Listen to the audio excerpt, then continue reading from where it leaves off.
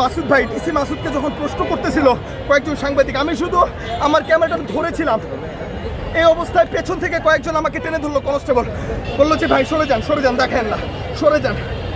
আমি ওদের কথা পাত্তাই দেয়নি, আমি ওদের দিকে ফিরা তাকায় আমি আবার আমার ক্যামেরা ডিসি মাসুদের দিকে ধরে আছি। উড়ে এসে এক কনস্টেবল আমাকে এখানে বাড়ি মারলো।